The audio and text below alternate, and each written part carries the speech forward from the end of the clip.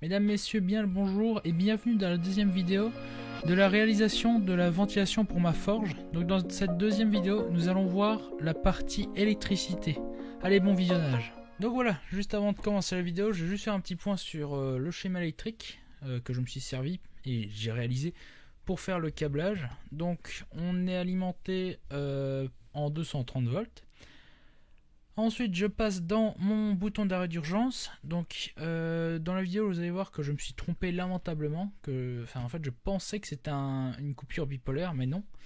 Le bouton, donc, il y a un normalement fermé qui est représenté là. Il y a un normalement ouvert. Donc, le fil brun qui est là, donc la phase, je l'ai branché là, mais ça n'allait pas. Parce que quand j'appuyais, c'était un qui était ouvert, un qui était fermé. Quand je relâchais, c'était l'inverse. Du coup, ça fonctionnait pas. J'ai simplement connecté les deux fils là ensemble. Ensuite, tout ce qui est lumière, je les ai pas placés. Juste parce que j'avais la flemme et ça servait un peu à rien.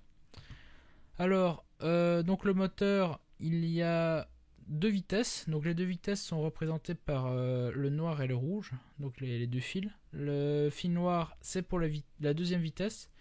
Et le fil rouge pour la première vitesse. En gros, j'ai fait une bascule.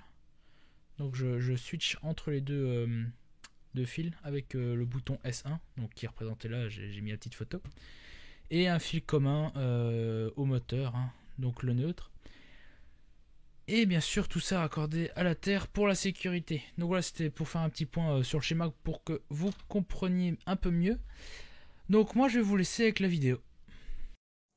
Donc voilà, deuxième vidéo. Donc dans cette vidéo, comme je l'ai dit dans la première vidéo, c'est la partie électricité. Donc voilà le schéma que j'ai fait. Logiquement, donc tout ce qui est les lumières ne vont pas être mises, ne vont tout simplement pas être mises ou mises plus tard. Ça va voir.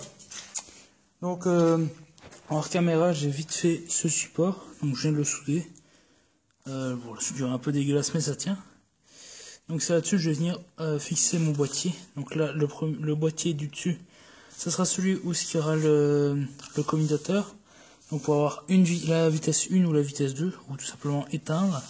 Et là, un bouton d'arrêt d'urgence. Je crois pas qu'il va vraiment servir, mais c'est plus pour la décoration. Mais il a le mérite d'être là. Donc le bouton d'arrêt d'urgence, c'est celui-là. Donc coupure bipolaire. Hop. Et là, il y a tout qui est coupé. Et le commutateur. Donc ça, acheté. Les deux sont achetés sur Amazon, hein, je mettrai les liens. Donc ça c'est la boîte, normalement il y a encore les vis dedans. Donc j'attends que ma soudure refroidisse. Je place donc les boîtiers. Donc ce sera le boîtier où il y aura le commutateur. Ça c'est avec ça. Donc boîtier hermétique. En fait au début, je sais pas si j'avais montré dans la première vidéo, j'allais mettre ce boîtier, mais il est trop petit. Du coup, j'ai dû aller chercher un plus gros. Donc, je place les boîtiers et puis on se retrouve pour le câblage. Allez, à tout de suite. Donc voilà, les deux boîtiers sont placés. Il y a peut-être celui-là qui a un peu de travers.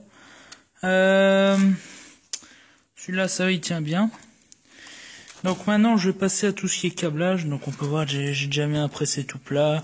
J'ai fait passer les... Donc ça, c'est ce qui va au moteur, donc à la ventilation.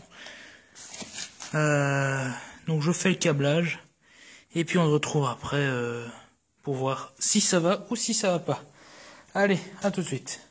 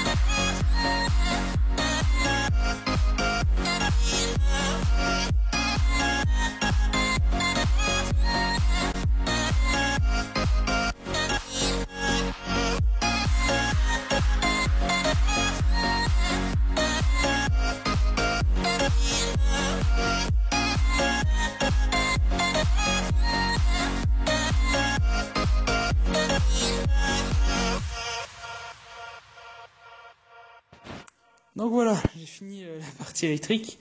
Du coup, le projet est terminé. Donc j'ai filmé le câblage, je vais sûrement le mettre en accéléré. Donc voilà ce que ça donne. Bouton d'arrêt d'urgence. Alors, j'ai eu un problème. Donc le schéma, je vous montre depuis le début, faites attention. En gros, on voit là que mon arrêt d'urgence, c'est une coupure bipolaire. Mais en fait non. À l'intérieur, donc il y a bien deux contacts. Et il y a un normalement ouvert et un normalement fermé. Du coup, j'ai pensé que c'était une coupure bipolaire. Du coup, ça n'a pas été. Donc, j'ai juste ressoudé deux fils ensemble. Et maintenant, ça fonctionne.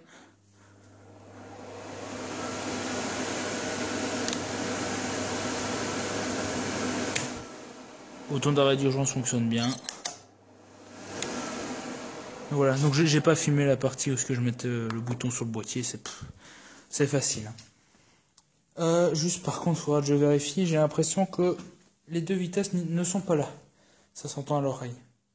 Sinon, voilà, là j'ai juste rajouté un joint de silicone pour éviter les fuites d'air, parce qu'il y avait autant d'air qui sortait par là que par le tuyau.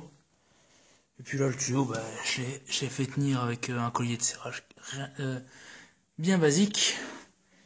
Et il n'y aura plus qu'à venir mettre la forge. Donc moi, c'est ici que je vais vous laisser. J'espère que ces deux petites vidéos vous auront plu. Et d'ici à la prochaine, portez-vous bien. Tchuss tout le monde.